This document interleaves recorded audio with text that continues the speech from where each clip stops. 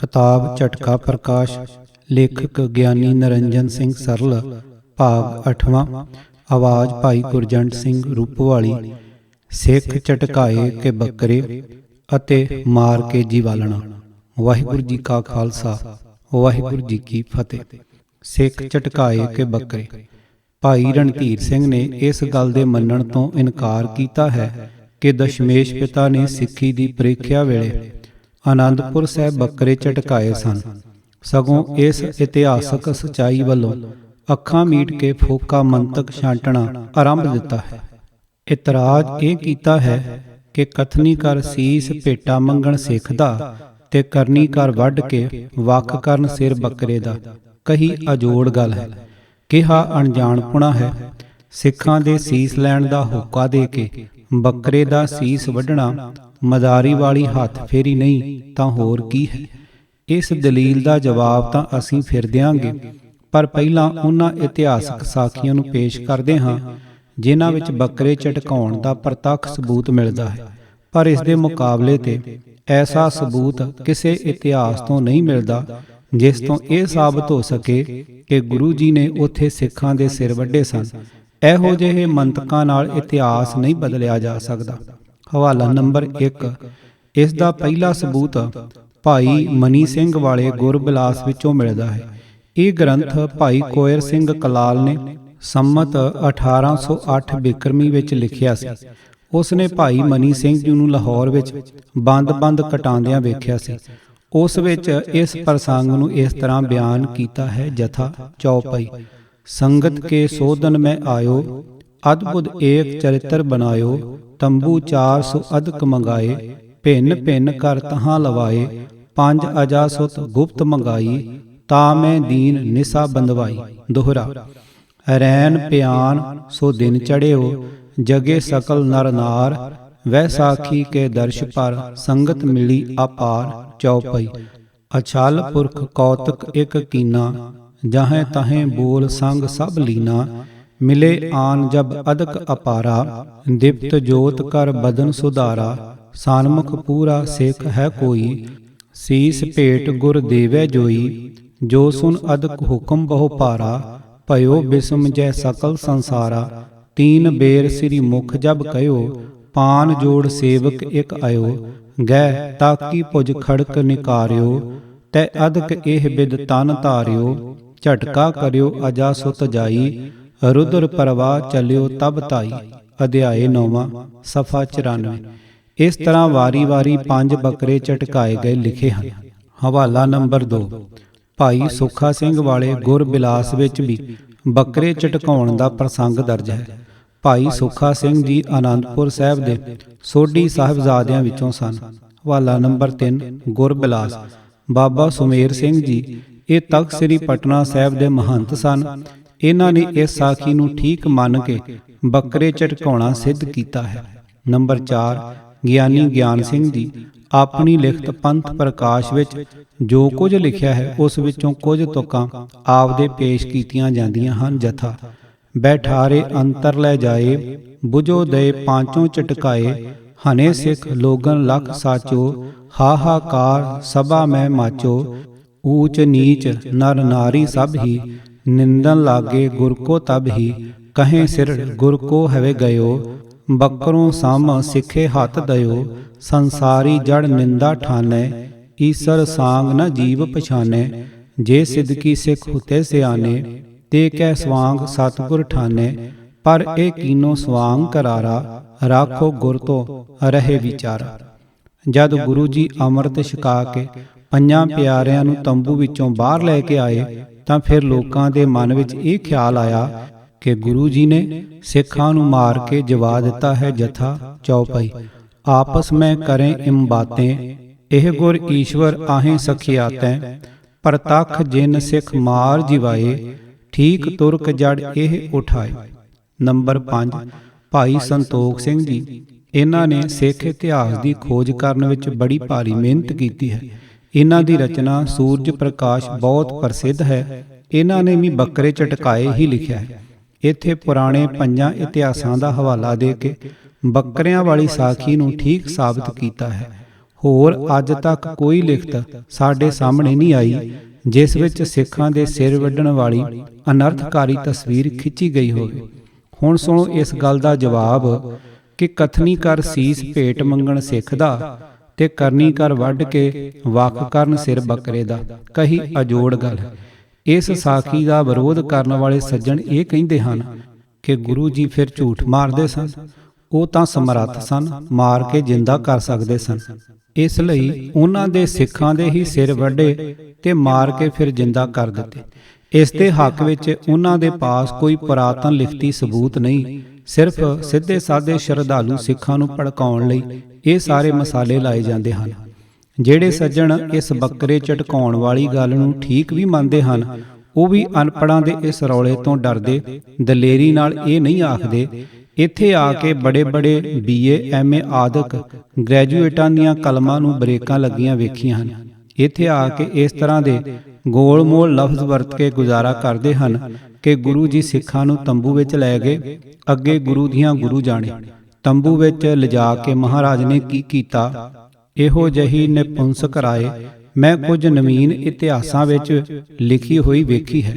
ਮੇਰਾ ਪੱਕਾ ਵਿਸ਼ਵਾਸ ਹੈ ਕਿ ਇਸ ਤਰ੍ਹਾਂ ਲਿਖਣ ਵਾਲੇ ਸੱਜਣ ਸਾਰੇ ਦੇ ਸਾਰੇ ਬੱਕਰੇ ਝਟਕਾਉਣ ਵਾਲੀ ਗੱਲ ਉੱਤੇ ਯਕੀਨ ਰੱਖਦੇ ਹਨ, ਪਰ ਕਿਸੇ ਕਮਜ਼ੋਰੀ ਨੂੰ ਮੁੱਖ ਰੱਖ ਕੇ ਇਸ ਨੂੰ ਸਪਸ਼ਟ ਨਹੀਂ ਲਿਖਦੇ। ਇਸ ਤਰ੍ਹਾਂ ਇੱਕ ਵਾਰ ਸ਼ੇਰ ਨੇ ਲੂੰਬੜ ਕੋਲੋਂ ਪੁੱਛਿਆ, ਦੱਸ ਖਾਂ ਮੇਰੇ ਮੂੰਹ ਵਿੱਚੋਂ ਮੁਸ਼ਕ ਆਉਂਦਾ ਹੈ। ਲੂੰਬੜ ਨੇ ਸਮਝਿਆ ਕਿ ਜੇ ਮੈਂ ਠੀਕ ਆਖ ਦਿੱਤਾ ਤਾਂ ਸ਼ਾਇਦ ਮੈਨੂੰ ਮਾਰ ਹੀ ਦੇਵੇ। ਇਸ ਲਈ ਇਹ ਆਖ ਕੇ ਜਾਨ ਛੁਡਾਈ ਕਿ ਮਹਾਰਾਜ ਮੈਨੂੰ ਤਾਂ ਜ਼ੁਕਾਮ ਹੋਇਆ ਹੈ, ਜਿਸ ਕਰਕੇ ਦੁਰਗੰਧੀ ਜਾਂ ਸੁਗੰਧੀ ਦਾ ਗਿਆਨ ਹੀ ਕੋਈ ਨਹੀਂ। ਇਸ ਤਰ੍ਹਾਂ ਦੀ ਗੋਲਮੋਲ ਲਿਖਤ ਮੈਂ ਪ੍ਰੋਫੈਸਰ ਸਤਬੀਰ ਸਿੰਘ ਦੇ ਲਿਖੇ ਹੋਏ ਬੰਦਾ ਸਿੰਘ ਬਹਾਦਰ ਵਿੱਚ ਵੀ ਵੇਖੀ ਹੈ। ਉਹ ਕਹਿੰਦੇ ਹਨ ਕਿ ਅੰਦਰ ਤੰਬੂ ਵਿੱਚ ਉਹਨਾਂ ਨਾਲ ਕੀ ਬੀਤੀ, ਇਸ ਬਾਰੇ ਕੁਝ ਵੀ ਕਹਿਣਾ ਅਸੰਭਵ ਹੈ। ਸਿਰਫ ਇਤਨਾ ਹੀ ਕਹਿਣਾ ਫੱਬਦਾ ਹੈ ਕਿ ਉਹ ਪ੍ਰੀਖਿਆ ਦਾ ਦਿਨ ਸੀ ਤੇ ਕੋਈ ਪ੍ਰੀਖਿਆਕਾਰ ਆਪਣਾ ਪਰਚਾ ਨਹੀਂ ਦੱਸਦਾ। ਜੇ ਪਰਚਾ ਦੱਸ ਦਿੱਤਾ ਗਿਆ ਤਾਂ ਪ੍ਰੀਖਿਆ ਕਾਦੀ। ਆਪ ਹੈਨ ਤਾਂ MA ਪਾਸ, ਪਰ ਦਲੀਲ ਅਨਪੜ੍ਹਾਂ ਵਾਲੀ ਦੇ ਬੈਠੇ ਹਨ। ਆਪ ਨੇ ਇਸ ਗੱਲ ਨੂੰ ਨਹੀਂ ਸੋਚਿਆ ਕਿ ਪਰਚਾ ਉਤਨਾ ਚਿਰ ਗੁਪਤ ਰੱਖਿਆ ਜਾਂਦਾ ਹੈ ਜਿੰਨਾ ਚਿਰ ਪ੍ਰੀਖਿਆ ਖਤਮ ਨਹੀਂ ਹੋ ਜਾਂਦੀ। ਜਦ ਪ੍ਰੀਖਿਆ ਹੋ ਚੁੱਕਦੀ ਹੈ ਤਾਂ ਉਹਨਾਂ ਪਰਚਿਆਂ ਨੂੰ ਲੋਕ ਖੁੱਲ੍ਹੇ ਲਈ ਫਿਰਦੇ ਹਨ ਤੇ ਹਰ ਇੱਕ ਕਹਿੰਦਾ ਫਿਰਦਾ ਹੈ ਕਿ ਇਸ ਸਾਲ ਪ੍ਰੀਖਿਆ ਵਿੱਚ ਫਲਾਣੇ ਫਲਾਣੇ ਪ੍ਰਸ਼ਨ ਆਏ ਹਨ। ਅਗਲੇ ਸਾਲ ਉਹਨਾਂ ਹੱਲ ਪਰਚਿਆਂ ਦੀਆਂ ਕਿਤਾਬਾਂ ਵੀ ਛਪ ਜਾਂਦੀਆਂ ਹਨ। ਗੁਰੂ ਮਹਾਰਾਜ ਨੇ ਪਹਿਲੇ ਇਸ ਪਰਚੇ ਨੂੰ ਬਿਲਕੁਲ ਆਊਟ ਨਹੀਂ ਹੋਣ ਦਿੱਤਾ। ਉਸ ਤੋਂ ਬਾਅਦ ਉਸ ਦੀਆਂ ਕਿਤਾਬਾਂ ਲਿਖੀਆਂ ਗਈਆਂ ਤੇ ਪ੍ਰਗਟ ਹੋ ਗਿਆ ਕਿ ਗੁਰੂ ਜੀ ਨੇ ਸਿੱਖ ਨਹੀਂ ਸਗੋਂ ਬੱਕਰੇ ਝਟਕਾਏ ਸਨ। ਉਹਨਾਂ ਪੁਸਤਕਾਂ ਦਾ ਹਵਾਲਾ ਅਸੀਂ ਪੇਸ਼ ਕਰ ਚੁੱਕੇ ਹਾਂ। ਗੁਰੂ ਦੀਆਂ ਗੁਰੂ ਜਾਣੇ ਵਾਲਾ ਖਿਆਲ ਤਾਂ ਤਦ ਹੀ ਕਾਇਮ ਰਹਿ ਸਕਦਾ ਹੈ ਜੇ ਉਹ ਤੰਬੂ ਅਜੇ ਉਸੇ ਤਰ੍ਹਾਂ ਕਾਇਮ ਹੋਵੇ ਤੇ ਕਿਸੇ ਸਿੱਖ ਅੰਦਰ ਜਾ ਕੇ ਵੇਖਿਆ ਨਾ ਹੋਵੇ। ਇਸ ਗੱਲ ਦਾ ਕੋਈ ਸਬੂਤ ਨਹੀਂ। ਨਾਲੇ ਪ੍ਰੀਖਿਆ ਸਮਾਪਤ ਹੋਣ ਦੇ ਬਾਅਦ ਪਰਚੇ ਲੁਕਾਈ ਫਿਰਨ ਦਾ ਕੋਈ ਲਾਭ ਨਹੀਂ। ਹੋਰ ਜੇ ਗੁਰੂ ਜੀ ਨੇ ਸਿੱਖਾਂ ਦੇ ਸਿਰ ਵੱਢਣੇ ਹੁੰਦੇ ਤਾਂ ਉਹਨਾਂ ਨੂੰ ਤੰਬੂ ਲਾਉਣ ਦੀ ਕੋਈ ਲੋੜ ਨਹੀਂ ਸੀ। ਉਹਨਾਂ ਨੂੰ ਚਾਹੀਦਾ ਸੀ ਕਿ ਸੰਗਤਾਂ ਦੇ ਸਾਹਮਣੇ ਹੀ ਸਿੱਖਾਂ ਦੇ ਸਿਰ ਲਾ ਦਿੰਦੇ ਤੇ ਸਾਹਮਣੇ ਹੀ ਢੀਚਕ ਮਾਰ ਕੇ ਧੜਾਂ ਨਾਲ ਸਿਰ ਜੋੜ ਕੇ ਉਹਨਾਂ ਨੂੰ ਜਿੰਦਾ ਕਰ ਦਿੰਦੇ। ਤੰਬੂ ਦੀ ਹੋਂਦ ਹੀ ਇਹ ਸਾਬਤ ਕਰਦੀ ਹੈ ਕਿ ਉਹਨਾਂ ਨੇ ਸਿੱਖਾਂ ਨੂੰ ਕਤਲ ਨਹੀਂ ਸੀ ਕਰਨਾ, ਪਰ ਯਕੀਨ ਇਹੋ ਕਰਾਉਣਾ ਸੀ ਕਿ ਸਿੱਖ ਮਾਰੇ ਗਏ ਹਨ। ਇਸ ਇਤਰਾਜ਼ ਤੋਂ ਬਚਣ ਲਈ ਇਹਨਾਂ ਸੱਚ ਪੁੱਤਰਾਂ ਨੂੰ ਹੁਣ ਇਹ ਆਖਣਾ ਸ਼ੁਰੂ ਕਰ ਦੇਣਾ ਚਾਹੀਦਾ ਹੈ ਕਿ ਉੱਥੇ ਤੰਬੂ ਸ਼ੰਬੂ ਕੋਈ ਨਹੀਂ ਸੀ ਲਗਵਾਇਆ ਗਿਆ। ਇਹ ਗੱਲ ਇਤਿਹਾਸਕਾਰਾਂ ਨੇ ਬੇਹੁਦਾ ਹੀ ਲਿਖ ਦਿੱਤੀ ਹੈ। ਉਹਨਾਂ ਤਾਂ ਰੜੇ ਮੈਦਾਨ ਹੀ ਖੰਡਾ ਧੜਕਾਇਆ ਸੀ, ਕਿਉਂਕਿ ਤੰਬੂ ਦੀ ਹੋਂਦ ਵਿੱਚ ਕਿਸੇ ਦੂਸਰੀ ਗੱਲ ਦੀ ਸੰਭਾਵਨਾ ਬਣੀ ਰਹਿੰਦੀ ਹੈ। ਜਿੱਥੇ ਆਪ ਸੈਂਕੜੇ ਇਤਿਹਾਸਕ ਲੇਖਾਂ ਨੂੰ ਮੰਨਣ ਤੋਂ ਇਨਕਾਰੀ ਹੋ ਗਏ ਹਨ, ਉਹਨਾਂ ਲਈ ਇਸ ਤੋਂ ਮੁੱਕਰ ਜਾਣਾ ਕੋਈ ਔਖੀ ਗੱਲ ਨਹੀਂ। ਕਿਹੜਾ ਕਿਸੇ ਮੁਕੱਦਮਾ ਚਲਾ ਦੇਣਾ ਹੈ। ਕਈ ਸੱਜਣ ਇੱਕ ਛੋਟਾ ਜਿਹਾ ਇਤਰਾਜ਼ ਇਹ ਕਰਦੇ ਹਨ ਕਿ ਬੱਕਰੇ ਬੋਲੇ ਕਿਉਂ ਨਾ। ਇਸ ਦਲੀਲ ਵਿੱਚ ਕੋਈ ਵਜ੍ਹਾ ਨਹੀਂ। ਉਹਨਾਂ ਦਾ ਮੂੰਹ ਬੰਨ੍ਹ ਕੇ ਚੁੱਪ ਕਰਾਇਆ ਜਾ ਸਕਦਾ ਹੈ। ਪੱਠੇ ਪਾ ਦਈਏ ਤਾਂ ਚੁੱਪ ਕਰਕੇ ਖਾਈ ਜਾਂਦੇ ਹਨ। ਜੇ ਬੱਕਰੇ ਦੀ ਜ਼ੁਬਾਨ ਵਿੱਚ ਕੰਡਾ ਅੜਾ ਦਈਏ ਤਾਂ ਉਹ ਹੂੰ ਦੀ ਹਾਂ ਵੀ ਨਹੀਂ ਕਰ ਸਕਦਾ। ਆਓ ਇਸ ਗੱਲ ਨੂੰ ਫੈਸਲੇ ਦਾ ਆਧਾਰ ਮੰਨ ਲਓ। ਮੈਂ ਬੱਕਰਿਆਂ ਨੂੰ ਚੁੱਪ ਕਰਾ ਕੇ ਵਿਖਾਵਾਂਗਾ ਤੇ ਕੋਈ ਇਸ ਤਰ੍ਹਾਂ ਦੀ ਸ਼ੰਕਾ ਕਰਨ ਵਾਲਾ ਉਹਨਾਂ ਨੂੰ ਬੁਲਾ ਕੇ ਵਿਖਾਵੇ। ਨਾਲੇ ਉਹ ਝੋਟੇ ਜਾਂ ਊਠ ਤਾਂ ਨਹੀਂ ਸਨ, ਜਿਨ੍ਹਾਂ ਦਾ ਅਰੜਾਉਣਾ ਤੇ ਗੁਰਲਾਉਣਾ ਸੁਣ ਕੇ ਲੋਕਾਂ ਨੂੰ ਪਤਾ ਲੱਗ ਜਾਂਦਾ। ਜਿੱਥੇ ਹਜ਼ਾਰਾਂ ਬੰਦਿਆਂ ਦਾ ਇਕੱਠ ਹੋਵੇ ਉੱਥੇ ਮਾਮੂਲੀ ਚੂੰ ਚਾਂ ਦਾ ਕੌਣ ਖਿਆਲ ਕਰਦਾ ਹੈ। ਇੱਥੇ ਆ ਕੇ ਭਾਈ ਜੀ ਨੇ ਇੱਕ ਹੋਰ ਟੁੱਚਰ ਖੜੀ ਕੀਤੀ ਹੈ ਕਿ ਜੇ ਬੱਕਰੇ ਝਟਕਾਏ ਸਨ ਤਾਂ ਉਹਨਾਂ ਦਾ ਮਾਸ ਖਾਧਾ ਜਾਣਾ ਕਿਉਂ ਨਹੀਂ ਲਿਖਿਆ। ਇਸ ਦਾ ਉੱਤਰ ਇਹ ਹੈ ਕਿ ਜਦ ਜਾਨਵਰਾਂ ਦਾ ਸ਼ਿਕਾਰ ਕਰਨਾ ਤੇ ਮਾਸ ਦਾ ਖਾਧਾ ਜਾਣਾ ਹੋਰ ਅਨੇਕਾਂ ਸਾਖੀਆਂ ਤੋਂ ਸਿੱਧ ਹੁੰਦਾ ਹੈ ਤਾਂ ਇੱਥੇ ਇਸ ਗੱਲ ਦਾ ਨਾਂ ਲਿਖਣਾ ਕੀ ਫਰਕ ਪਾਉਂਦਾ ਹੈ। ਪਰ ਐਸਾ ਪ੍ਰਸ਼ਨ ਕਰਨ ਵਾਲੇ ਸੱਜਣਾਂ ਨੂੰ ਅਸੀਂ ਪੁੱਛਦੇ ਹਾਂ ਕਿ ਤੁਸੀਂ ਹੀ ਦੱਸੋ ਕਿ ਉਸ ਦਿਨ ਲੰਗਰ ਵਿੱਚ ਕਿਹੜੀ ਦਾਲ ਬਣੀ ਸੀ, ਲਾਂਗਰੀ ਕਿਹੜੇ ਸਨ, ਫੁਲਕੇ ਪਕਾਉਣ ਵਾਲੀਆਂ ਬੀਬੀਆਂ ਕਿਹੜੀਆਂ ਤੇ ਕਿੱਥੋਂ ਦੀਆਂ ਸਨ। ਇਸ ਲਈ ਇਸ ਪ੍ਰਕਾਰ ਦੇ ਸਵਾਲ ਕਰਨ ਵਾਲੇ ਸੱਜਣਾਂ ਨੂੰ ਸੋਚ ਕੇ ਗੱਲ ਕਰਨੀ ਚਾਹੀਦੀ ਹੈ। ਹੁਣ ਆਓ ਜਰਾ ਝੂਠ ਸੱਚ ਦੀ ਪਰਖ ਕਰ ਲਈਏ। ਅਸਲੀ ਗੱਲ ਹੈ ਕਿ ਸਾਡੇ ਸਤਿਗੁਰੂ ਜਦੋਂ ਵੀ ਸਿੱਖੀ ਪਰਖ ਕਰਨ ਲੱਗਦੇ ਸਨ ਸਵਾਂਗ ਰਚਦੇ ਸਨ। ਸਵਾਂਗ ਦਾ ਮਤਲਬ ਇਹ ਹੁੰਦਾ ਹੈ ਕਿ ਅੰਦਰੋਂ ਕੁਝ ਹੋਰ ਤੇ ਬਾਹਰੋਂ ਕੁਝ ਹੋਰ ਜਾਪੇ। ਇਸ ਸਵਾਂਗ ਵਿੱਚ ਵੀ ਇਹੋ ਭੇਸ ਸੀ, ਵੱਡੇ ਜਾਣ ਬੱਕਰੇ ਤੇ ਸਮਝਿਆ ਜਾਵੇ ਸਿੱਖ ਹੀ ਝਟਕਾਏ ਜਾ ਰਹੇ ਹਨ। ਭਾਈ ਗੁਰਦਾਸ ਜੀ ਇਸ ਮਸਲੇ ਨੂੰ ਸਾਫ਼ ਕਰਦੇ ਹਨ, ਜੈਸਾ ਕਿ ਨੰਬਰ 1 ਜੇ ਗੁਰ ਸਾਂਗ ਵਰਤਦਾ ਸਿੱਖ ਸਿਦਕ ਨਾ ਹਾਰੇ। ਨੰਬਰ 2 ਜੇ ਗੁਰ ਪਰਮਾਏ ਸਾਂਗ ਕਰ ਕਿਆ ਸਿੱਖ ਵਿਚਾਰੇ। ਨੰਬਰ 3 ਸਾਂਗੇ ਅੰਦਰ ਸਾਬਤੇ ਸੇ ਵਿਰਲੇ ਬੰਦੇ। ਨੰਬਰ 4 ਤਿਉ ਸਾਂਗ ਸਿਆਂਪਨ ਸਨਮੁਖਾਂ ਬੇਮੁਖ ਹਥਿਆਰੇ। ਸੋ ਸਾਂਗ ਰਚਨ ਵੇਲੇ ਵਰਤੇ ਗਏ ਸ਼ਬਦਾਂ ਨੂੰ ਝੂਠ ਬੋਲਣਾ ਸਮਝ ਲੈਣਾ ਤੇ ਇਸ ਦੋਸ਼ ਤੋਂ ਗੁਰੂ ਜੀ ਨੂੰ ਬਚਾਉਣ ਵਾਸਤੇ ਉਹਨਾਂ ਸਾਖੀਆਂ ਤੋਂ ਮੁਨਕਰ ਹੋ ਜਾਣਾ ਬੜਾ ਖਤਰਨਾਕ ਵਤੀਰਾ ਹੈ। ਜੇਕਰ ਇਸ ਤਰ੍ਹਾਂ ਦੇ ਝੂਠ ਤੋਂ ਡਰ ਕੇ ਇਸ ਘਟਨਾ ਵਿੱਚ ਅਦਲੀ ਬਦਲੀ ਕਰੋਗੇ ਤਾਂ ਇਸ ਦੇ ਨਾਲ ਕਈ ਸਾਖੀਆਂ ਉੱਡਣਗੀਆਂ। ਭਾਈ ਸਾਹਿਬ ਜੀ ਦੀ ਮਾਸ ਦੇ ਸੰਬੰਧ ਵਿੱਚ ਛਾਂਟੀ ਹੋਈ ਫਿਲਾਸਫੀ ਤਾਂ ਸਿਰ ਤੋਂ ਪੈਰਾਂ ਤੱਕ ਸਾਰੇ ਸਿੱਖ ਇਤਿਹਾਸ ਦਾ ਘੋਗਾ ਚਿੱਤ ਕਰ ਦਿੰਦੀ ਹੈ ਤੇ ਸਾਰੇ ਹੀ ਗੁਰੂਆਂ ਨੂੰ ਝੂਠ ਬੋਲਣ ਵਾਲੇ ਸਾਬਤ ਕਰਦੀ ਹੈ। ਉਹਨਾਂ ਨੇ ਜ਼ਿੰਦਗੀ ਵਿੱਚ ਕਈ ਵਾਰਾਂ ਸਵਾਂਗ ਰਚੇ ਹਨ ਤੇ ਇਸ ਤਰ੍ਹਾਂ ਦੇ ਉਲਟ ਪੁਲਟ ਸ਼ਬਦ ਜਾਣ ਬੁੱਝ ਕੇ ਵਰਤੇ ਹਨ। ਇਸ ਲਈ ਮੈਂ ਹੁਣ ਉਹਨਾਂ ਸਵਾਂਗੀ ਪ੍ਰਸੰਗਾਂ ਵਿੱਚੋਂ ਕੁਝ ਸਾਖੀਆਂ ਪੇਸ਼ ਕਰਦਾ ਹਾਂ। ਉਹਨਾਂ ਪਰ ਵਿਚਾਰ ਕਰਨੀ ਪਾਠਕਾਂ ਦਾ ਕੰਮ ਹੈ। ਨੰਬਰ 1 ਸ੍ਰੀ ਗੁਰੂ ਨਾਨਕ ਦੇਵ ਜੀ ਨੇ ਸਿੱਖੀ ਦੀ ਪਰਖ ਲਈ ਧਾਨਕ ਰੂਪ ਵਿੱਚ ਸਵਾਂਗ ਰਚਿਆ ਸੀ। ਕਈ ਕੁੱਤੀਆਂ ਕੁੱਤੇ ਮਗਰ ਲਾ ਲਏ ਤੇ ਗੱਲਾਂ ਇਸ ਤਰ੍ਹਾਂ ਕਰਨ ਲੱਗ ਪਏ ਜਿਵੇਂ ਲੋਕੀ ਉਹਨਾਂ ਨੂੰ ਪਾਗਲ ਸਮਝ ਲੈਣ। ਐਸਾ ਭੁਲੇਖਾ ਦੇਣਾ ਵੀ ਤਾਂ ਝੂਠ ਹੀ ਸਮਝਿਆ ਜਾ ਸਕਦਾ ਹੈ। ਦੂਜਾ, ਉਹਨਾਂ ਵੱਲੋਂ ਉਸ ਵੇਲੇ ਇੱਕ ਸ਼ਬਦ ਵੀ ਉਚਾਰਨ ਕੀਤਾ ਦੱਸਿਆ ਜਾਂਦਾ ਹੈ ਜਿਸ ਵਿੱਚ ਮੈਂ ਕੀਤਾ ਨਾ ਜਾਤਾ ਹਰਾਮ ਖੋਰ ਹਉ ਕਿਆ ਮੂੰਹ ਦੇਸਾਂ ਦੁਸ਼ਟ ਚੋਰ ਪੰਨਾ 24 ਲਿਖਿਆ ਹੋਇਆ ਹੈ ਕਿ ਆਪ ਇਹਨਾਂ ਸ਼ਬਦਾਂ ਤੋਂ ਵੀ ਇਹੋ ਨਤੀਜਾ ਕੱਢੋਗੇ ਕਿ ਗੁਰੂ ਜੀ ਝੂਠ ਨਹੀਂ ਸਨ ਬੋਲ ਸਕਦੇ। ਇਸ ਲਈ ਉਹ ਸੱਚਮੁੱਚ ਹੀ ਦੁਸ਼ਟ ਅਤੇ ਚੋਰ ਹੀ ਸਨ। ਨੰਬਰ 2 ਸ੍ਰੀ ਗੁਰੂ ਨਾਨਕ ਦੇਵ ਜੀ ਜਦ ਹਰਿਦੁਆਰ ਗਏ ਤਾਂ ਉੱਥੇ ਲੋਕਾਂ ਨੂੰ ਉਹਨਾਂ ਸੂਰਜ ਵੱਲ ਪਾਣੀ ਉਛਾਲਦਿਆਂ ਵੇਖਿਆ। ਗੁਰੂ ਜੀ ਨੇ ਪੁੱਛਿਆ ਕਿ ਭਾਈ ਤੁਸੀਂ ਪਾਣੀ ਕਿੱਧਰ ਸੁੱਟ ਰਹੇ ਹੋ। ਉਹਨਾਂ ਕਿਹਾ ਕਿ ਅਸੀਂ ਇਹ ਪਾਣੀ ਸੂਰਜ ਲੋਕ ਵਿੱਚ ਵਸਣ ਵਾਲੇ ਆਪਣੇ ਪਿਤਰਾਂ ਨੂੰ ਭੇਜ ਰਹੇ ਹਾਂ। ਗੁਰੂ ਜੀ ਉਹਨਾਂ ਦੀ ਇਸ ਮਨੌਤ ਨੂੰ ਗਲਤ ਸਮਝਦੇ ਸਨ, ਪਰ ਉਹਨਾਂ ਸਿੱਧਾ ਫਾਹ ਸੋਟਾ ਨਹੀਂ ਮਾਰਿਆ। ਉਹਨਾਂ ਦੀ ਜੁਗਤੀ ਨਾਲ ਹੀ ਉਹਨਾਂ ਨੂੰ ਝੂਠਾ ਕਰਨ ਲਈ ਸਵਾਂਗ ਚੁੱਕ ਰਚਿਆ। ਉਹ ਗੰਗਾ ਵਿੱਚ ਵੜ ਗਏ ਤੇ ਲਹਿੰਦੇ ਵੱਲ ਬੁੱਕਾਂ ਨਾਲ ਪਾਣੀ ਝੱਟਣ ਲੱਗ ਪਏ। ਲੋਕਾਂ ਜਦ ਇਹ ਉਲਟੀ ਜਿਹੀ ਗੱਲ ਵੇਖੀ ਤਾਂ ਪੁੱਛਣ ਲੱਗੇ ਕਿ ਸੰਤ ਜੀ ਤੁਸੀਂ ਇਸ ਪਾਸੇ ਪਾਣੀ ਕਿਉਂ ਝੱਟਦੇ ਹੋ। ਤਾਂ ਗੁਰੂ ਜੀ ਉਸ ਸਵਾਂਗ ਵਿੱਚ ਇਸ ਤਰ੍ਹਾਂ ਦੇ ਬਚਨ ਬੋਲਦੇ ਹਨ ਕਿ ਮੈਂ ਕਰਤਾਰਪੁਰ ਵਿੱਚ ਖੇਤੀ ਬੀਜੀ ਹੋਈ ਹੈ, ਉਹ ਸੁੱਕ ਰਹੀ ਹੈ, ਇਸ ਲਈ ਮੈਂ ਉਧਰ ਪਾਣੀ ਝੱਟ ਰਿਹਾ ਹਾਂ। ਉਹਨਾਂ ਪੁੱਛਿਆ ਕਿ ਐਡੀ ਦੂਰ ਦੁਰੈਡੀ ਖੇਤੀ ਨੂੰ ਪਾਣੀ ਕਿਵੇਂ ਪਹੁੰਚੇਗਾ। ਤਾਂ ਗੁਰੂ ਜੀ ਨੇ ਕਿਹਾ ਕਿ ਜਿਵੇਂ ਤੁਹਾਡਾ ਪਾਣੀ ਸੂਰਜ ਲੋਕ ਵਿੱਚ ਤੁਹਾਡੇ ਪਿਤਰਾਂ ਨੂੰ ਪਹੁੰਚੇਗਾ, ਜਿਸ ਤੋਂ ਉਹ ਸ਼ਰਮਿੰਦਾ ਹੋ ਗਏ ਅਰ ਗੁਰੂ ਜੀ ਦੀ ਚਰਨੀ ਪੈ ਗਏ। ਪਿਆਰੇ ਗੁਰਮੁਖੋ, ਉਸ ਵੇਲੇ ਗੁਰੂ ਜੀ ਦੀ ਨਾ ਕੋਈ ਕਰਤਾਰਪੁਰ ਖੇਤੀ ਸੁੱਕਦੀ ਸੀ ਤੇ ਨਾ ਉੱਥੇ ਪਾਣੀ ਪਹੁੰਚਾਉਣ ਦਾ ਪ੍ਰਯੋਜਨ ਸੀ। ਭਾਈ ਰਣਧੀਰ ਸਿੰਘ ਦੀ ਫਿਲਾਸਫੀ ਅਨੁਸਾਰ ਇਹ ਲਫ਼ਜ਼ ਬਿਲਕੁਲ ਝੂਠੇ ਸਨ। ਵੇਖੀਏ ਹੁਣ ਕਿਹੜਾ ਉਹਨਾਂ ਦਾ ਸਾਜਿਆ ਨਵਾਜਿਆ ਸੱਚ ਪੁੱਤਰ ਇਸ ਸਾਖੀ ਨੂੰ ਬੇਹੁਦਾ ਆਖਣ ਦੀ ਦਲੇਰੀ ਕਰਦਾ ਹੈ।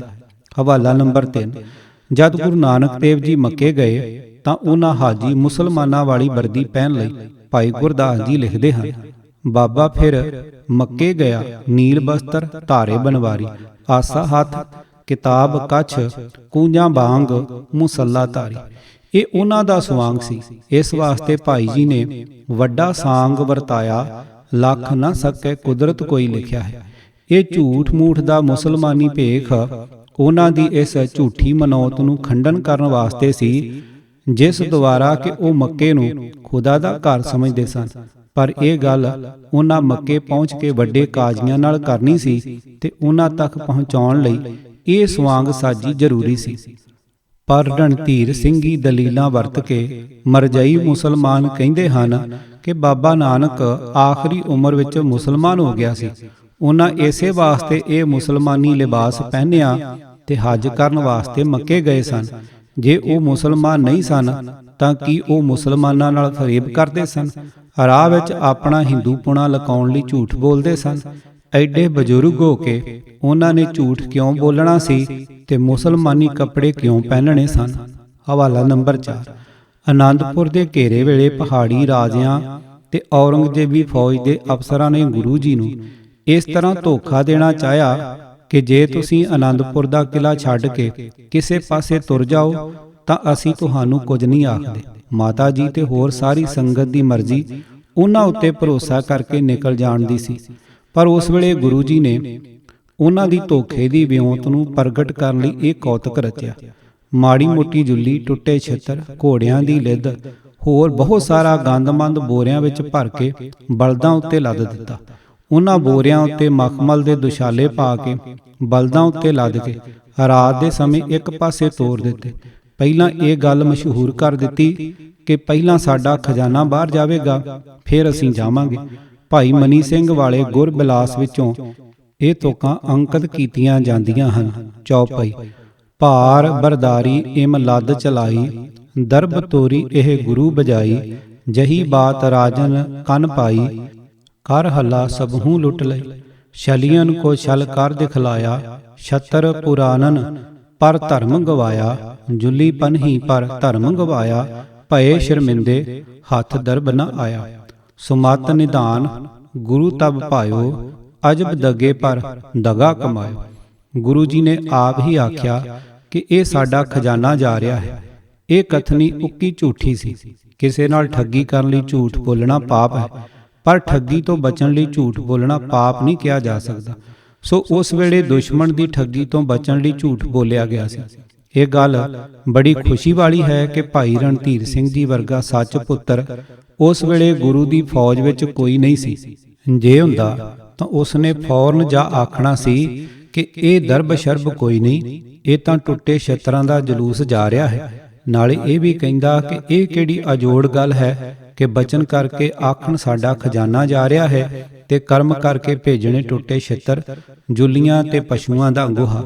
ਵਿਚਾਰਨ ਵਾਲੀ ਗੱਲ ਇਹ ਹੈ ਕਿ ਝੂਠ ਦਾ ਅਰਥ ਨੀਤੋਂ ਝੂਠ ਹੁੰਦਾ ਹੈ। ਜੇ ਨੀਅਤ ਵਿੱਚ ਭਲਾਈ ਹੋਵੇ ਤਾਂ ਉਸ ਲਈ ਹੋਰ ਸ਼ਬਦ ਵਰਤੇ ਜਾਂਦੇ ਹਨ, ਜਿਵੇਂ ਚਾਲੂ, ਹੁਨਰ, ਸਵਾਂਗ, ਪ੍ਰੀਖਿਆ ਦਾ ਪਰਚਾ। ਕਿ ਭਾਈ ਰਣਧੀਰ ਸਿੰਘ ਜੀ ਨੂੰ ਇਹਨਾਂ ਸਾਰਿਆਂ ਸ਼ਬਦਾਂ ਲਈ ਇੱਕ ਝੂਠ ਸ਼ਬਦ ਹੀ ਔੜਦਾ ਸੀ। ਨੰਬਰ 5। ਚਮਕੌਰ ਦੀ ਗੜੀ ਵਿੱਚੋਂ ਨਿਕਲ ਕੇ ਗੁਰੂ ਜੀ ਉੱਚ ਦੇ ਪੀਰ ਬਣ ਕੇ ਦੁਸ਼ਮਣ ਦੀ ਫੌਜ ਵਿੱਚ ਵਿਚਰਦੇ ਰਹੇ। ਆਪ ਉੱਚ ਦੇ ਪੀਰ ਕੋਈ ਨਹੀਂ ਸਨ, ਪਰ ਆਪ ਨੇ ਮੰਜਾ ਚੁੱਕ ਕੇ ਤੁਰਨ ਵਾਲੇ ਪਠਾਣਾ ਤੇ ਸਿੱਖਾਂ ਨੂੰ ਇਹੋ ਆਖਿਆ ਹੋਊ ਕਿ ਜੇ ਕੋਈ ਤੁਹਾਨੂੰ ਪੁੱਛੇ ਤਾਂ ਆਖੋ ਇਹ ਉੱਚ ਦੇ ਪੀਰ ਹਨ। ਉਸ ਵੇਲੇ ਪਤਾ ਨਹੀਂ ਇਸ ਦੇ ਨਾਲ ਕਿਤਨੇ ਰਾਜਨੀਤਿਕ ਝੂਠ ਬੋਲੇ ਗਏ ਸਨ, ਜਿਨ੍ਹਾਂ ਦੇ ਬੋਲਣ ਦਾ ਉਸ ਵੇਲੇ ਪੂਰਾ ਹੱਕ ਸੀ। ਹਵਾਲਾ ਨੰਬਰ 6। ਭਾਈ ਡਲ ਸਿੰਘ ਬੇਰਾੜ ਸਾਬੋ ਕੀ ਤਲਵੰਡੀ ਦਾ ਸਰਦਾਰ ਸੀ। ਗੁਰੂ ਜੀ ਜਦ ਉੱਥੇ ਗਏ ਤਾਂ ਉਸਨੇ ਬੜੀ ਸ਼ਰਧਾ ਔਰ ਪ੍ਰੇਮ ਨਾਲ ਸੇਵਾ ਕੀਤੀ ਤੇ ਨਾਲੇ ਬੜੇ ਹੰਕਾਰ ਨਾਲ ਫੜ ਮਾਰੀ ਕਿ ਜੇ ਮੈਂ ਉਸ ਵੇਲੇ ਆਪਣੇ ਬਹਾਦਰ ਸਿਪਾਹੀਆਂ ਸਮੇਤ ਆਨੰਦਪੁਰ ਸਾਹਿਬ ਹਾਜ਼ਰ ਹੁੰਦਾ ਤਾਂ ਇਸ ਹਾਰ ਦਾ ਮੂੰਹ ਨਾ ਵੇਖਣਾ ਪੈਂਦਾ। ਗੁਰੂ ਜੀ ਨੇ ਆਪਣੇ ਪਿਆਰੇ ਸਿੱਖ ਦੇ ਅੰਦਰੋਂ ਇਹ ਹਉਮੈ ਦੀ ਬਿਮਾਰੀ ਕੱਢਣੀ ਸੀ। ਜਿਵੇਂ ਭਾਈ ਗੁਰਦਾਸ ਜੀ ਨੇ ਕਿਹਾ ਹੈ, ਹਉਮੈ ਰੋਗ ਮਿਟਾਏਂਦਾ ਸਤਿਗੁਰ ਪੂਰਾ ਕਰੇ ਤਬੀਬੀ। ਸੋ ਉਹਨਾਂ ਉਸ ਵੇਲੇ ਤਾਂ ਇਸ ਦੇ ਬਾਰੇ ਕੁਝ ਨਾ ਕਿਹਾ ਅਤੇ ਗੱਲ ਦਿਲ ਵਿੱਚ ਹੀ ਰੱਖੀ। ਇੱਕ ਦਿਨ ਇੱਕ ਸਿੱਖ ਨਵੀਂ ਦੁਨਾਲੀ ਬੰਦੂਕ ਲੈ ਕੇ ਆਇਆ ਤੇ ਲੱਗਾ ਉਸ ਦੀ ਸਿਫਤ ਕਰਨ। ਗੁਰੂ ਜੀ ਕਿਹਾ, ਅਸੀਂ ਇਸ ਦੀ ਪਰਖ ਕਰਾਂਗੇ। ਉਹਨਾਂ ਨੇ ਇਉਂ ਸਵਾਂਗ ਰਚਿਆ। ਭਾਈ ਡਲ ਸਿੰਘ ਨੂੰ ਸੰਬੋਧਨ ਕਰਕੇ ਆਖਿਆ, ਭਾਈ ਡਲ ਸਿੰਘਾ, ਅਸੀਂ ਇਸ ਬੰਦੂਕ ਦਾ ਨਿਸ਼ਾਨਾ ਪਰਖਣਾ ਹੈ। ਆਪਣੀ ਫੌਜ ਵਿੱਚੋਂ ਕੋਈ ਤਕੜਾ ਜਿਹਾ ਜਵਾਨ ਸਾਨੂੰ ਦੇ, ਅਸਾਂ ਉਸ ਦੀ ਛਾਤੀ ਵਿੱਚ ਗੋਲੀ ਮਾਰ ਕੇ ਬੰਦੂਕ ਦਾ ਨਿਸ਼ਾਨਾ ਪਰਖਣਾ ਹੈ। ਇਸ ਗੱਲ ਲਈ ਨਾ ਕੋਈ ਉਸ ਦੀ ਫੌਜ ਦਾ ਸਿਪਾਹੀ ਤੇ ਨਾ ਉਹ ਆਪ ਹੀ ਸਾਹਮਣੇ ਹੋਇਆ। ਪੰਥ ਪ੍ਰਕਾਸ਼ ਵਿੱਚ ਇਸ ਤਰ੍ਹਾਂ ਲਿਖਿਆ ਹੈ, ਡੱਲੇ ਕੋ ਸਤਿਗੁਰੂ ਉਚਾਰਾ, ਹੈ ਕੋ ਤੁਮ ਢਿਗ ਵੀਰ ਕਰਾਰਾ, ਜੋ ਬੰਦੂਕ ਕਾ ਭਵੇ ਨਿਸ਼ਾਨਾ, ਸੁਣ ਕਰ ਡੱਲਾ ਮੌਨ ਰਹਾਨਾ।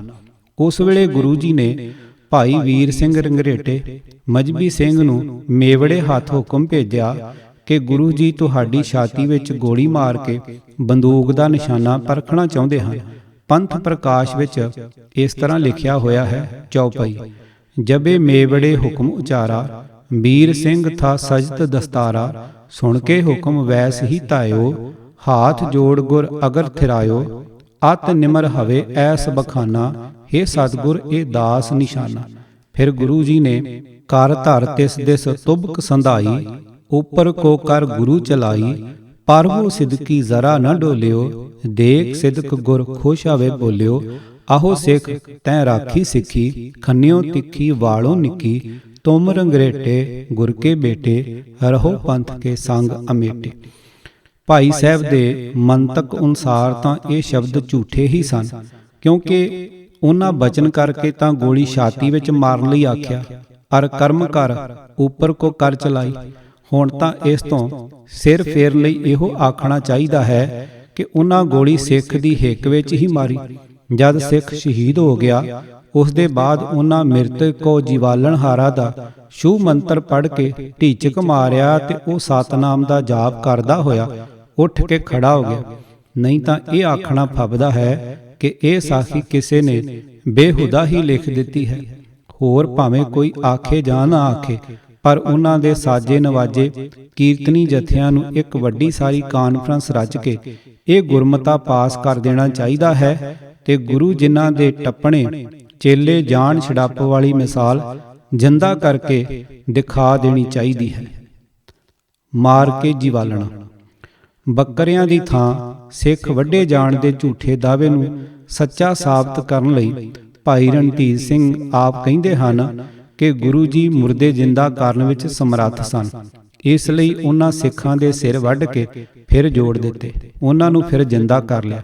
ਅਸੀਂ ਵੀ ਉਹਨਾਂ ਵਿੱਚ ਮੁਰਦੇ ਜਿੰਦਾ ਕਰਨ ਵਾਲੀ ਸ਼ਕਤੀ ਮੰਨਦੇ ਹਾਂ, ਪਰ ਇਹ ਨਹੀਂ ਮੰਨਦੇ ਕਿ ਉਹ ਇਸ ਤਰ੍ਹਾਂ ਦੀ ਵਰਤੋਂ ਵੀ ਕਰਦੇ ਸਨ, ਕਿਉਂਕਿ ਐਸਾ ਕਰਨਾ ਉਹ ਠੀਕ ਨਹੀਂ ਸਨ ਸਮਝਦੇ। ਜੇ ਕੋਈ ਸਹਿਜ ਸੁਭਾ ਐਸੀ ਘਟਨਾ ਹੋ ਗਈ ਹੋਵੇ ਤਾਂ ਕੋਈ ਵੱਡੀ ਗੱਲ ਨਹੀਂ, ਪਰ ਐਸਾ ਨਹੀਂ ਹੋ ਸਕਦਾ ਕਿ ਉਹ ਕਰਾਮਾਤ ਵਿਖਾਉਣ ਵਾਸਤੇ ਇਤਨਾ ਵੱਡਾ ਅਡੰਬਰ ਰਚਦੇ, ਮੁਲਕ ਇਕੱਠਾ ਕਰਦੇ ਤੇ ਗਿਣ ਮਿਥ ਕੇ ਲੋਕਾਂ ਨੂੰ ਐਡੀ ਵੱਡੀ ਭਿਆਨਕ ਕਰਾਮਾਤ ਵਿਖਾਉਂਦੇ। ਅਜਿਹੀਆਂ ਕਰਾਮਾਤਾਂ ਵਿਖਾਉਣੀਆਂ ਤਾਂ ਉਹਨਾਂ ਦੇ ਅਸੂਲ ਦੇ ਹੀ ਬਰਖਲਾਫ ਸਨ।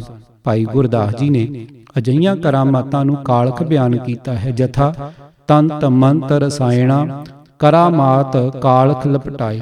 ਗੁਰੂ ਗੋਬਿੰਦ ਸਿੰਘ ਜੀ ਨੇ ਇਸੇ ਢੰਗ ਨਾਲ ਕਰਾਮਾਤ ਦਿਖਾਉਣ ਨੂੰ ਨਾਟਕ ਚੇਟਕ ਕੀਏ ਕੋ ਕਰਾਜਾ, ਪ੍ਰਭ ਲੋਗਨ ਕਹਿ ਆਵਤ ਲਾਜਾ ਕਥਨ ਕੀਤਾ।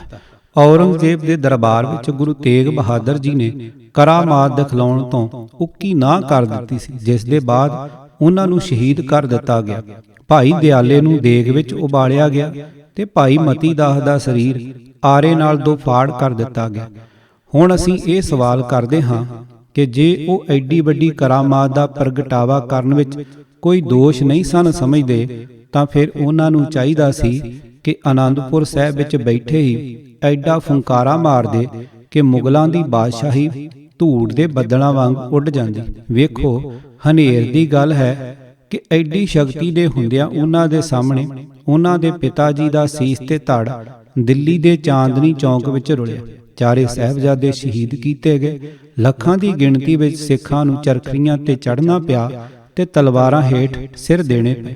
ਚਮਕੌਰ ਦੇ ਮੈਦਾਨ ਵਿੱਚ ਆਪਣੇ ਪਿਆਰੇ ਸਿੱਖਾਂ ਦੇ ਸਿਰ ਭੀਮਾਂ ਵਾਂਗ ਰੁਲਦੇ ਆਪਣੀਆਂ ਅੱਖਾਂ ਦੇ ਸਾਹਮਣੇ ਵੇਖੇ, ਪਰ ਉਸ ਵੇਲੇ ਉਹ ਉਹਨਾਂ ਉੱਤੇ ਕਰਾਮਾਤ ਦਾ ਝੁੱਲੂ ਨਹੀਂ ਫੇਰਦੇ। ਇਸ ਲਈ ਮੈਂ ਕਹਿੰਦਾ ਹਾਂ ਕਿ ਜਿਹੜੀ ਕਰਾਮਾਤ ਐਸੀ ਵਿਪਤਾ ਵੇਲੇ ਕੰਮ ਨਹੀਂ ਆ ਸਕਦੀ, ਅਸੀਂ ਉਸ ਨੂੰ ਹੇਠਾਂ ਵਿਛਾਈਏ ਕਿ ਉੱਤੇ ਲਈਏ।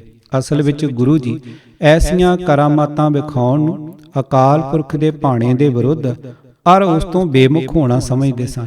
ਇਸ ਵਾਸਤੇ ਉਹਨਾਂ ਆਪਣੇ ਪੁੱਤਰਾਂ ਵੱਲੋਂ ਵਿਖਾਈਆਂ ਗਈਆਂ ਅਜਿਹੀਆਂ ਕਰਾਮਾਤਾਂ ਨੂੰ ਬੁਰੀ ਨਜ਼ਰ ਨਾਲ ਵੇਖਿਆ।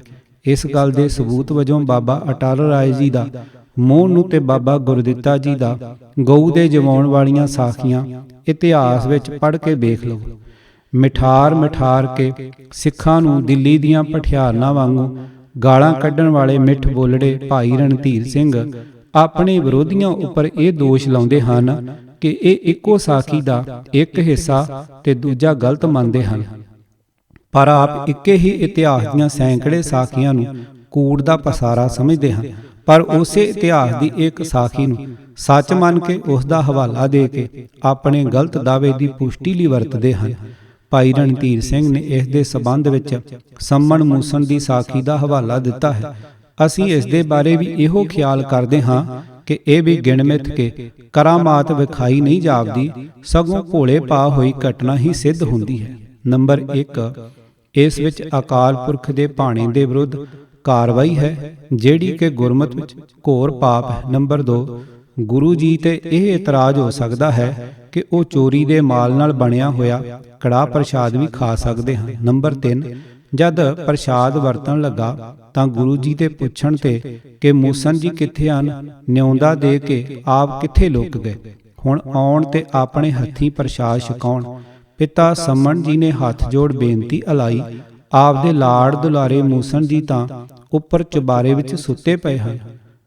ਊੜਾ ਭਾਵ ਗੁਰੂ ਜੀ ਤਾਂ ਜਾਣੀ ਜਾਣ ਸਨ, ਉਹਨਾਂ ਕਿਉਂ ਪੁੱਛਿਆ ਕਿ ਮੂਸਨ ਜੀ ਕਿੱਥੇ ਹਨ। ਐੜਾ ਭਾਈ ਸੰਮਣ ਨੇ ਗੁਰੂ ਜੀ ਦੇ ਸਾਹਮਣੇ ਝੂਠ ਕਿਉਂ ਮਾਰਿਆ, ਉਸ ਨੂੰ ਤਾਂ ਪਤਾ ਸੀ ਕਿ ਮੂਸਨ ਚੁਬਾਰੇ ਵਿੱਚ ਵੱਢਿਆ ਪਿਆ ਹੈ। ਸੱਚ ਪੁੱਤਰਾਂ ਨੂੰ ਤਾਂ ਝੂਠ ਬੋਲਣਾ ਨਹੀਂ ਸ਼ੋਭਦਾ। ਨੰਬਰ 4, ਅਗਰ ਕੋਈ ਆਦਮੀ ਕਿਸੇ ਨੂੰ ਉਧਾਰ ਦੇਣ ਦਾ ਇਕਰਾਰ ਕਰਕੇ ਪਿੱਛੋਂ ਉਸ ਦੀ ਇਮਾਨਦਾਰੀ ਤੇ ਸ਼ੱਕ ਪੈਣ ਤੇ ਪੈਸੇ ਨਹੀਂ ਦਿੰਦਾ ਤਾਂ ਉਸ ਦਾ ਝੁੱਗਾ ਭੰਨ ਲੈਣ ਦਾ ਕਿਸੇ ਨੂੰ ਕੀ ਹੱਕ ਹੈ। ਨੰਬਰ 5, ਸੰਮਣ ਨੇ ਚੋਰੀ ਕਰਕੇ ਚੋਰੀ ਨੂੰ ਲੁਕਾਉਣ ਦੀ ਪੂਰੀ ਕੋਸ਼ਿਸ਼ ਕੀਤੀ ਹੈ। ਉਸ ਨੇ ਸੱਚਾਈ ਵਿਰੁੱਧ ਇਸ ਤਰ੍ਹਾਂ ਕਿਉਂ ਕੀਤਾ। ਨੰਬਰ 6, ਗੁਰੂ ਜੀ ਤਾਂ ਜਾਣੀ ਜਾਣ ਸਨ, ਉਹਨਾਂ ਜਾਣ ਲਿਆ ਹੋਵੇਗਾ ਕਿ ਬਾਣੀਆਂ ਪੈਸੇ ਦੇਣ ਤੋਂ ਮੁੱਕਰ ਗਿਆ ਹੈ। ਇਸ ਲਈ ਗੁਰੂ ਜੀ ਨੇ ਆਪਣੇ ਲਾੜ ਦੁਲਾਰੇ ਸਿੱਖ ਨੂੰ ਕਹਿ ਦੇਣਾ ਸੀ ਕਿ ਭਾਈ ਸਾਹਿਬ, ਜੇ ਤੇਰੇ ਘਰ ਕੜਾਹ ਪ੍ਰਸ਼ਾਦ ਜੋਗੀ ਰਸਤ ਨਹੀਂ ਤਾਂ ਤੂੰ ਸਾਡੀ ਸੰਗਤ ਨੂੰ ਮੁੱਠ ਬਦਾਮ ਛੋਲੇ ਛਕਾ ਦੇ, ਅਸੀਂ ਤੇਰੇ ਵਰਗੇ ਸੰਤਨ ਕਾ ਰੂਖਾ ਦਾਣਾ ਅੰਮ੍ਰਿਤਕਾਰ ਮੰਨ ਲਵਾਂਗੇ। ਇੱਕ ਸੱਜਣ ਨੇ ਭਗਤ ਨਾਮਦੇਵ ਜੀ ਦਾ ਗਊ ਜਿਵਾਉਣਾ ਲਿਖ ਕੇ ਸਾਬਤ ਕਰਨ ਦੀ ਕੋਸ਼ਿਸ਼ ਕੀਤੀ ਹੈ ਕਿ ਜੇ ਭਗਤ ਜੀ ਮੋਈ ਗਊ ਜਿਵਾ ਸਕਦੇ ਹਨ ਤਾਂ ਸਾਡੇ ਗੁਰੂ ਜੀ ਐਸਾ ਨਹੀਂ ਸਨ ਕਰ ਸਕਦੇ। ਸੱਜਣੋਂ, ਭਗਤਾਂ ਨੇ ਤਾਂ ਬਹੁਤ ਵੱਡੀਆਂ ਕਰਾਮਾਤਾਂ ਵਿਖਾਈਆਂ ਹਨ। ਉਹਨਾਂ ਥੰਮਾਂ ਤੇ ਕੀੜੀਆਂ ਚਲਾਈਆਂ, ਮੋਈਆਂ ਹੋਈਆਂ ਗਊ ਜਵਾਈਆਂ, ਦੇਰੇ ਫਰਾਏ, ਹਾਥੀਆਂ ਦੀਆਂ ਚੀਕਾਂ ਕਢਵਾਈਆਂ, ਜੇਲ੍ਹਾਂ ਵਿੱਚੋਂ ਨਿਕਲ ਕੇ ਤੁਰੇ ਫਿਰੇ ਆਦਿਕ। ਪਰ ਗੁਰਮਤਿ ਵਿੱਚ ਤਾਂ ਅਜਿਹੀਆਂ ਕਰਾਮਾਤਾਂ ਨੂੰ ਨਖਿੱਧ ਹੀ ਮੰਨਿਆ ਗਿਆ ਹੈ। ਭਗਤਾਂ ਨੂੰ ਜਦ ਬਿਪਤਾ ਬਣੀ ਹੈ ਤਾਂ ਉਹਨਾਂ ਅਕਾਲ ਪੁਰਖ ਨੂੰ ਖੇਚਲ ਦਿੱਤੀ ਹੈ, ਪਰ ਗੁਰੂਆਂ ਅਰ ਗੁਰੂ ਦੇ ਸਿੱਖਾਂ ਨੇ ਬਿਪਤਾ ਵੇਲੇ ਇਹੋ ਜੀ ਪੁਕਾਰ ਕਦੇ ਨਹੀਂ ਕੀਤੀ। ਸਿੱਖੀ ਮਾਰਗ ਇਸ ਮਸਲੇ ਉੱਤੇ ਭਗਤੀ ਮਾਰਗ ਨਾਲੋਂ ਅੱਗੇ ਲੰਘ ਗਿਆ ਹੈ। ਵੇਖੋ 12 ਭਾਈ ਗੁਰਦਾਸ ਜੀ। ਹਵਾਲਾ ਨੰਬਰ 1, ਗੁਰਮੁਖ ਹਉਮੈ ਪਰ ਹਰੇ, ਮਨ ਭਾਵੈ ਖਸਮੇ ਦਾ ਭਾਣਾ, ਪੈਰੀ ਪੈ ਪਾ ਖਾਕ ਹੋਏ, ਦਰਗਾ ਪਾਵੇ ਮਾਣ ਨਿਮਾਣਾ, ਵਰਤਮਾਨ ਵਿੱਚ ਵਰਤਦਾ ਹੋਵਣ ਹਾਰ ਸੋਈ ਪਰਵਾਣਾ, ਕਾਰਨ ਕਰਤਾ ਜੋ ਕਰੇ, ਸਿਰ ਧਰ ਮਨ ਕਰੇ ਸ਼ੁਕਰਾਣਾ, ਰਾਜੀ ਹੋਏ ਰਜ਼ਾ ਵਿੱਚ, ਦੁਨੀਆ ਅੰਦਰ ਜਿਉ ਮਹਿਮਾਣਾ। ਵਾਰ ਨੰਬਰ 18 ਪੌੜੀ ਨੰਬਰ 21। ਨੰਬਰ 2, ਹੁਕਮੀ ਬੰਦਾ ਹੋਏ ਕੈ, ਸਾਹਿਬ ਦੇ ਹੁਕਮੇ ਵਿੱਚ ਰਹਿਣਾ, ਹੁਕਮੇ ਅੰਦਰ ਸਭ ਕੋ, ਸਭਨਾ ਆਵਟਣ ਹੈ ਸਹਿਣਾ, ਦਿਲ ਦਰਿਆਓ ਸਮਾਓ ਕਰ, ਗਰਭ ਗਵਾਏ ਗਰੀਬੀ ਵਹਿਣਾ। ਵਾਰ ਨੰਬਰ 18 ਪੌੜੀ ਨੰਬਰ 22। ਜਿਹੜੇ ਭਗਤ ਕਰਾਮਾਤਾਂ ਵਿਖਾਉਂਦੇ ਰਹੇ ਹਨ ਉਹਨਾਂ ਦੇ ਬਾਰੇ ਭਾਈ ਗੁਰਦਾਸ ਜੀ ਇੰਜ ਫਰਮਾਉਂਦੇ ਹਨ। ਨੰਬਰ 3, ਧਰੂ ਪਹਿਲਾਦ ਭੀਖਣੋ, ਅੰਬਰੀਕ ਬਲ ਜਨਕ ਵਖਾਣਾ, ਰਾਜ ਕੁਵਾਰ ਹੋਏ ਰਾਜਸੀ, ਆਸਾ ਬੰਦੀ ਚੋਦ ਵਿਡਾਣਾ, ਧਰੂ ਮਤਰੇਈ ਚੰਡਿਆ, ਪਿਉ ਫੜ ਪਹਿਲਾਦ ਰੰਝਾਣਾ, ਭੇਦ ਭੀਖਣ ਲੰਕ ਲੈ, ਅੰਬਰੀਕ ਲੈ ਚੱਕਰ ਲੁਬਾਣਾ, ਪੈਰ ਕੜਾ ਹੈ ਜਨਕ ਦਾ, ਕਰ ਪਾਖੰਡ ਧਰਮ ਧਿੰਗਾਣਾ, ਆਪ ਗਣਾਏ ਵਿਗੋਚਣਾ, ਦਰਗਾ ਪਾਏ ਮਾਣ ਨਿਮਾਣਾ। ਵਾਰ ਨੰਬਰ 12, ਪੌੜੀ ਨੰਬਰ 14। ਹਵਾਲਾ 4 ਨੰਬਰ। ਕਲਯੁਗ ਨਾਮਾ ਭਗਤ ਹੋਏ, ਫਿਰ ਦੇਹੁਰਾ ਗਾਏ ਜਵਾਈ, ਭਗਤ ਕਬੀਰ ਵਖਾਣੀਏ, ਬੰਦੀ ਖਾਨੇ ਤੇ ਉਠ ਜਾਈ, ਪੈਰ ਪੈ ਖਾਕ ਹੋਏ, ਗੁਰ ਸਿੱਖਾਂ ਵਿੱਚ ਵੱਡੀ ਵਡਾਈ। ਵਾਰ 12, ਪੌੜੀ ਨੰਬਰ 15। ਇੱਥੇ ਭਗਤਾਂ ਦੀਆਂ ਕਰਾਮਾਤਾਂ ਨੂੰ ਆਸਾ ਬੰਦੀ, ਮਤਰੇਈ ਚੰਡਿਆ, ਪਿਓ ਰੰਝਾਣਾ, ਲੰਕਾ ਲੈਣੀ, ਚੱਕਰ ਲੁਬਾਣਾ, ਕਰ ਪਾਖੰਡ, ਧਰਮ ਧਿੰਗਾਣਾ ਲਿਖ ਕੇ, ਆਪ ਗਣਾਏ ਵਿਗੋਚਣਾ, ਦਰਗਾ ਪਾਏ ਮਾਣ ਨਿਮਾਣਾ ਕਹਿ ਕੇ ਸਿੱਖੀ ਦਾ ਨਿਸ਼ਾਨਾ ਇਸ ਤੋਂ ਉੱਚਾ ਲੈ ਗਏ ਹਨ। ਨਾਮਦੇਵ ਦਾ ਗਊ ਜਿਵਾਣਾ, ਦੇਹੁਰਾ ਫੇਰਨਾ ਤੇ ਕਬੀਰ ਜੀ ਦਾ ਬੰਦੀ ਖਾਨੇ ਤੋਂ ਉੱਠ ਜਾਣ ਵੇਲੇ ਕੌਤਕਾਂ ਨੂੰ ਆਪਾ ਜਤਾਉਣਾ ਦੱਸਿਆ ਹੈ, ਜਿਸ ਨੂੰ ਗੁਰਸਿੱਖੀ ਵਿੱਚ ਨੀਵਾਂ ਦਰਜਾ ਦਿੱਤਾ ਗਿਆ। ਇਸੇ ਵਾਸਤੇ ਗੁਰੂ ਅਰਜਨ ਦੇਵ ਜੀ ਨੇ ਤਤੀ ਤਵੀ ਤੇ ਬਹਿਣ ਵੇਲੇ ਅਤੇ ਗੁਰੂ ਤੇਗ ਬਹਾਦਰ ਜੀ ਨੇ ਦਿੱਲੀ ਵਿੱਚ ਸੀਸ ਦੇਣ ਵੇਲੇ ਕਰਾਮਾਤ ਨਹੀਂ ਵਿਖਾਈ। ਇਸ ਤਰ੍ਹਾਂ ਆਪਾ ਨਹੀਂ ਜਣਾਇਆ। ਭਾਈ ਮਨੀ ਸਿੰਘ ਤੇ ਭਾਈ ਤਾਰੂ ਸਿੰਘ ਵਰਗੇ ਸਿੱਦਕੀ ਸਿੱਖ ਬੰਦ ਕਟਵਾ ਲੈਂਦੇ ਹਨ, ਚਰਖੜੀਆਂ ਤੇ ਚੜ ਜਾਂਦੇ ਹਨ, ਖੋਪਰੀਆਂ ਉਤਰਵਾ ਲੈਂਦੇ ਹਨ, ਅਵਟਣ ਸਹਿ ਲੈਂਦੇ ਹਨ, ਆਪਣੀ ਮਹਾਨ ਸ਼ਕਤੀ ਨੂੰ ਦਿਲ ਰੂਪੀ ਦਰਿਆ ਵਿੱਚ ਸਮਾ ਕੇ ਵਿਖਾ ਦਿੰਦੇ ਹਨ। ਪਰ ਭਗਤਾਂ ਵਾਂਗੂ ਮੂਏ ਹੋਏ ਜੋ ਮੁਕਤ ਦਿਓਗੇ, ਮੁਕਤ ਨਾ ਜਾਣੇ ਕੋਇਲਾ ਦੇ ਵਾਸਤੇ ਨਹੀਂ ਪਾਏ, ਤੇ ਨਾ ਹੀ ਡੂਬ ਮੂਏ ਨੌਕਾ ਮਿਲੇ, ਕਹੋ ਕਾਹੇ ਚੜਾਉਣ ਵਾਲਾ ਗਿਲਾ ਹੀ ਕੀਤਾ ਹੈ। ਕਿ ਗੁਰੂ ਅਰਜਨ ਦੇਵ ਜੀ ਭਗਤ ਨਾਮਦੇਵ ਵਰਗੀ ਸ਼ਕਤੀ ਨਹੀਂ ਸਨ ਰੱਖਦੇ। ਸਾਡੇ ਭਰਾ ਇਸ ਗੱਲ ਨੂੰ ਮੰਨਦੇ ਹੋਏ ਕਿ ਗੁਰੂਆਂ ਸ਼ਿਕਾਰ ਖੇਡਿਆ ਅਰ ਬੇਕਲਿਆਣੇ ਜੀਵਾਂ ਦੀ ਕਲਿਆਣ ਕਰਨ ਵਾਸਤੇ ਉਹਨਾਂ ਨੂੰ ਮਾਰਿਆ, ਪਰ ਇੱਥੇ ਆ ਕੇ ਇਹ ਸਿੱਖਾਂ ਦੇ ਸਿਰ ਵੱਢਣ ਵਾਲੀ ਗੱਲ ਨੂੰ ਸਿੱਧ ਕਰਨ ਤੇ ਅੱਡੀ ਚੋਟੀ ਦਾ ਜ਼ੋਰ ਲਾਈ ਜਾਂਦੇ ਹਨ। ਕਿ ਇੱਥੇ ਇਹ ਗੱਲ ਆਖ ਕੇ ਕਿਉਂ ਛੁਟਕਾਰਾ ਹਾਸਲ ਨਹੀਂ ਕਰ ਲੈਂਦੇ ਕਿ ਇਹ 5 ਪਠੋਰੇ ਵੀ ਕਲਿਆਣ ਵਾਸਤੇ ਮਾਰੇ ਸਨ, ਨਾਲੇ ਸਿੱਖੀ ਪਰਖੀ ਗਈ, ਨਾਲੇ ਬੱਕਰੇ ਮੁਕਤ ਹੋ ਗਏ, ਨਾਲੇ ਕਰਾਮਾਤਾਂ ਵਾਲਾ ਕਹਿਰ ਵਰਤਾਉਣ ਤੋਂ ਬਚ ਗਏ। ਹੋਏ ਕਿ ਨਾ ਇੱਕ ਪੰਥ ਤੇ 3 ਕਾਜ। ਪਰ ਸਾਡੇ ਮਿੱਠ ਬੋਲੜੇ ਭਾਈ ਰਣਧੀਰ ਸਿੰਘ ਸਿੱਖਾਂ ਦੇ ਸਿਰ ਵੱਢਣ ਨੂੰ ਉਹਨਾਂ ਦਾ ਬਦੇ ਕਰਨਾ ਦੱਸਦੇ ਹਨ ਤੇ ਕਹਿੰਦੇ ਹਨ ਕਿ ਬਦੇ ਕੀਤਿਆਂ ਬਿਨਾਂ ਅੰਮ੍ਰਿਤ ਦਾ ਸੰਚਾਰ ਹੋ ਹੀ ਨਹੀਂ ਸਕਦਾ। ਮੈਂ ਕਹਿੰਦਾ ਹਾਂ ਕਿ ਜੇ ਗੱਲ ਠੀਕ ਸੀ ਤਾਂ ਉਹਨਾਂ ਨੇ 5 ਪਿਆਰਿਆਂ ਨੂੰ ਅੰਮ੍ਰਿਤ ਛਕਾਉਣ ਦੇ ਉਪਰੰਤ 20,000 ਦੀ ਗਿਣਤੀ ਵਿੱਚ ਅੰਮ੍ਰਿਤ ਛਕਣ ਵਾਲੇ ਸਿੰਘਾਂ ਨੂੰ ਬੰਦੇ ਕਿਉਂ ਨਹੀਂ ਸੀ ਕਰ ਲਿਆ। ਭਾਈ ਸਾਹਿਬ ਜੀ ਨੇ ਪਤਾ ਨਹੀਂ ਕਈ ਹਜ਼ਾਰਾਂ ਦੀ ਗਿਣਤੀ ਵਿੱਚ ਸਿੰਘਾਂ ਨੂੰ ਅੰਮ੍ਰਿਤ ਛਕਾਇਆ ਹੋਵੇਗਾ, ਪਰ ਉਹਨਾਂ ਕਿਸੇ ਸਿੱਖ ਨੂੰ ਵੀ ਬੰਦੇ ਕਰਕੇ ਨਹੀਂ ਸੀ ਦਿਖਾਇਆ। ਗੁਰੂ ਜੀ ਨੇ ਤਾਂ ਇਹ ਕੌਤਕ ਰਚ ਕੇ ਇੱਕ ਅਸੂਲ ਪ੍ਰਗਟ ਕਰਕੇ ਦੱਸਿਆ ਸੀ ਕਿ ਸਾਨੂੰ ਧਰਮ ਯੁੱਧ ਵਿੱਚ ਐਸੇ ਸਿਪਾਹੀਆਂ ਦੀ ਲੋੜ ਹੈ ਜਿਹੜੇ ਬਿਨਾਂ ਸੋਚੇ ਸਮਝੇ ਸਾਡੇ ਹੁਕਮ ਵਿੱਚ ਸ਼ਹੀਦੀਆਂ ਪਾਉਣ ਲਈ ਹਰ ਵੇਲੇ ਤਿਆਰ ਰਹਿਣ।